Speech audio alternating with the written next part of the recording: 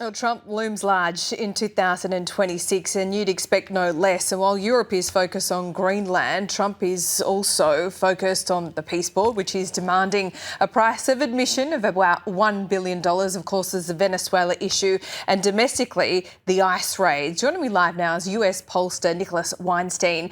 Nicholas, thanks so much for your time, because, look, what we know of Trump, especially 2.0, is that he's way more confident than he was first time round, if that is even possible. He's always got an eye on the domestic base, and he seems that he's much more willing to be interventionist in foreign wars than he has been in the past. How's all this tracking in America? If we could start with Greenland, perhaps. Do people even care?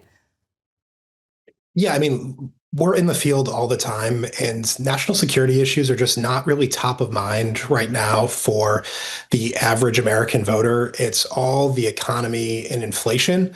But that being said, as far as issues that voters trust President Trump on, he's actually got really strong marks with the average American voter on national security issues. And I think that's because he's avoided some of the pitfalls that we've seen from previous administrations. You look at Venezuela, we were in and out of there in one night without any American loss of life to achieve a very narrow aim that I think the president did a very effective job of explaining to the American people why removing Nicolas Maduro was good for American safety and good for the region.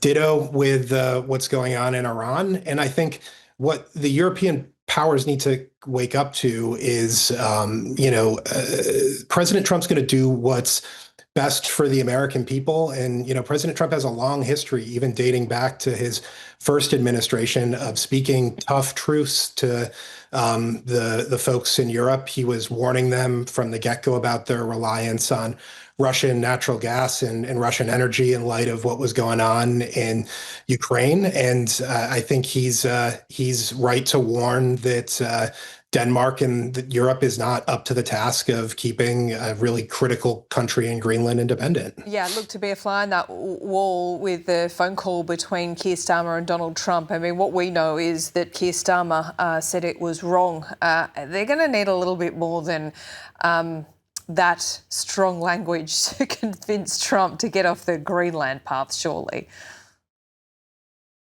Yeah, absolutely. And, I think the European response, I think, what did the UK send? A single soldier to Greenland as part of this most recent deployment of troops? That's not going to dissuade President Trump. It's going to take actual action by the Europeans to come to the table and figure out a solution that protects American sovereignty and our interests there. It's interesting what Donald Trump has said about Iran in recent days. I think his rhetoric certainly had an effect. It's had an effect on protesters and also the clerical leadership there. But would he have the support of the American people if he was to intervene further in Iran? Because it looks to me, after the bombing of the nuclear facilities, what we've seen in Venezuela, Trump often has support when the American public thinks it's one and done. If he shows signs in getting into a long, protracted war, again, like what we saw with previous administrations in Afghanistan, that's when he'll start to lose support. Is that right? Yeah, I think you've hit the nail right on the head there. In the aftermath of the initial strikes on Iran, the American people were supportive, but you saw a lot of concern in the polling about, what does our longer term engagement look like? And you had folks on the left and even some more isolationist folks from what would traditionally be President Trump's coalition, expressing these concerns about, the 20-year forever war and nation building in the Middle East, for which certainly nobody here in the United States has an interest in doing that. But what we've seen with Iran and what we've seen in Venezuela is President Trump's not going to blunder us into, a 20-year forever conflict. He's going to move with force to protect American interests and to implement that America First agenda. And he's really demonstrating that you can be America First just with peace through strength, and that it doesn't necessarily mean isolationism and withdrawing from the national stage. And certainly I'm sure that the Ayatollah and the IRGC leadership, that they probably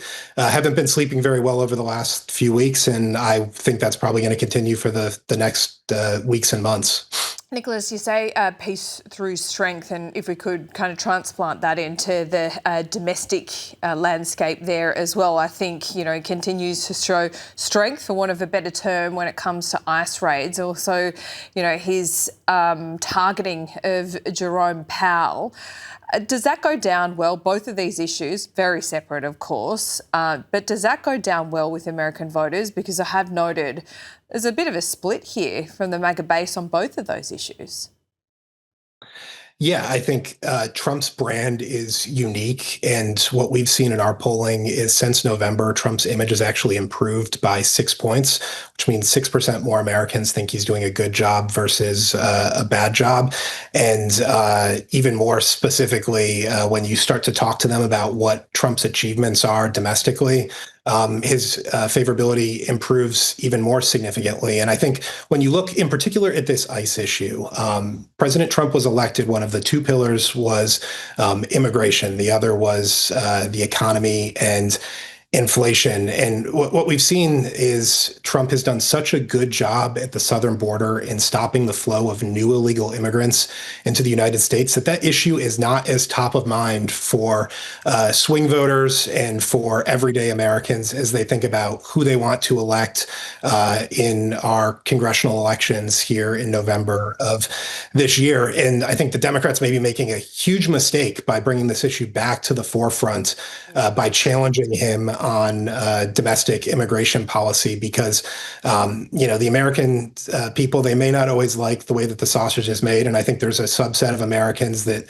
think maybe ICE has been a little bit heavy-handed, but they certainly don't want the Democrats' alternative, which is to completely eliminate any type of domestic immigration enforcement and to set us back to the scary days of Biden, where immigration was the number one issue to voters as they get into the voting booth. Look, the midterms are going to be fascinating when it comes to that very issue. You're right when it comes to, the southern border, but when it spills into places like Minnesota, that might change the game. Nicholas, it's great to speak to you today. Looking forward to speaking to you again. My pleasure. Thanks for having me.